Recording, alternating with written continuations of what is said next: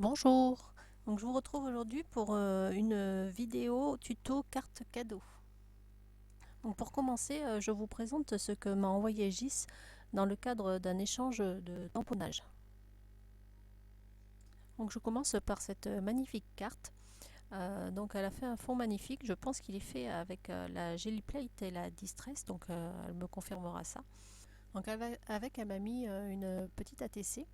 Alors avec un tamponnage de petite super mignon. Enfin moi j'aime bien ce style. Et je pense que son fond ça doit être ce qu'on a les coloriages adultes, les papiers de coloriage adulte. Et je trouve que c'est une bonne idée d'utiliser ça. Donc ensuite je vous montre tous les tamponnages qu'elle m'a envoyés et vous pourrez voir que en fait j'ai utilisé un de ces tamponnages pour faire la petite carte cadeau. Enfin, une des petites cartes cadeaux. Donc pour faire mes cartes, j'ai utilisé tout Corel et j'ai découpé avec un dies tag. Donc je voulais aussi tester les produits que m'a offert Véro dans le calendrier de l'Avent. Donc j'ai pris pour la première carte le transparent et je l'ai utilisé comme une pâte à structure. Moi, j'en ai discuté après avec elle. Et en fait, elle l'utilise avec un pinceau et elle le passe sur ses cartes pour faire un peu un effet de neige. Voilà. Donc, il faudra que je teste aussi cette manière-là.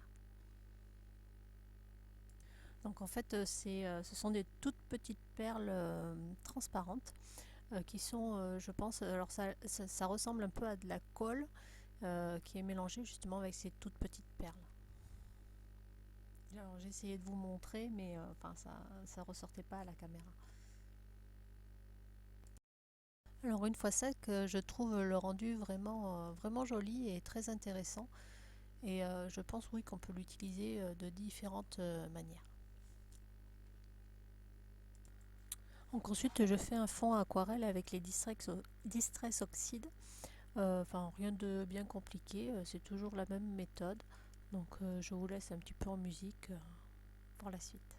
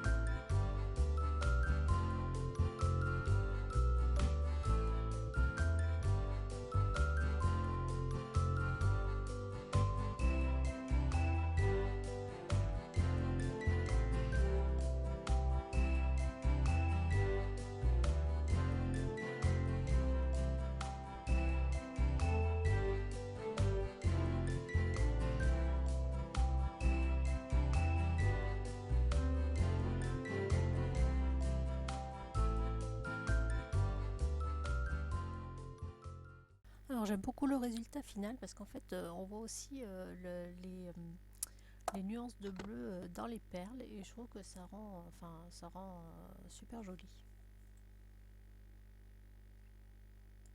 Donc quand j'ai reçu l'envoi de J, j'ai complètement craqué sur ce joli petit ours de Noël. Et pour faire un rappel de fond, j'ai fait l'écharpe avec la même couleur bleue. Donc ensuite, pour la colorisation, je vais vous laisser en musique aussi parce que pour moi c'est difficile de décrire ce que je fais parce qu'en fait je le fais vraiment au feeling et c'est en fonction du personnage. Alors j'essaye de lui faire un point de lumière. Donc là j'ai choisi que la lumière arrive du côté gauche, donc du coup je le fais plus clair que le côté droit. mais je ne saurais pas vous expliquer exactement comment je fais, donc je pense que les gestes sont plus explicites que ce que je pourrais vous dire. Bon, maintenant, si vous souhaitez un peu plus d'explications, j'essaierai de faire une vidéo un peu, enfin, sans l'accélérer, en la faisant vraiment quasiment en direct pour essayer d'expliquer comment je procède.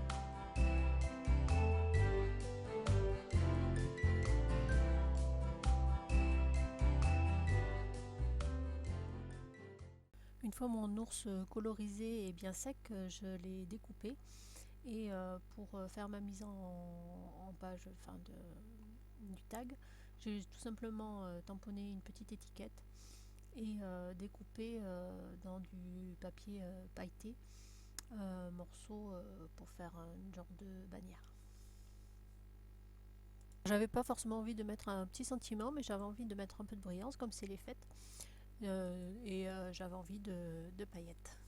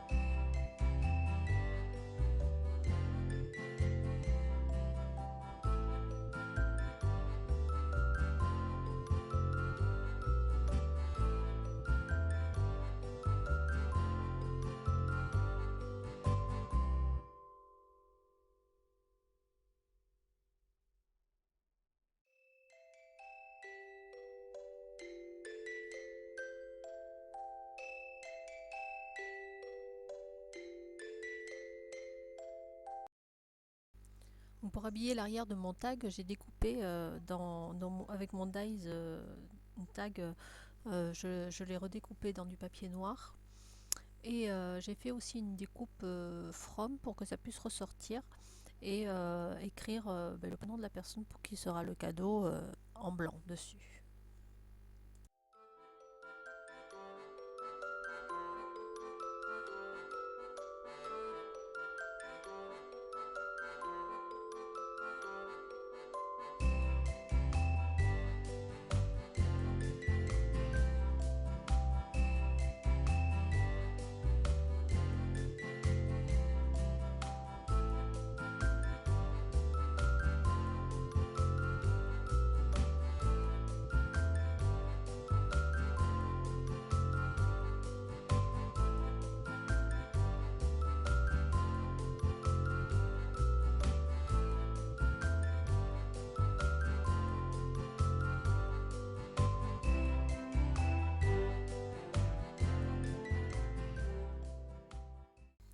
Et pour finir, je prends un bout de ruban argenté et je vais y accrocher aussi des petites clochettes que j'avais trouvées chez Action.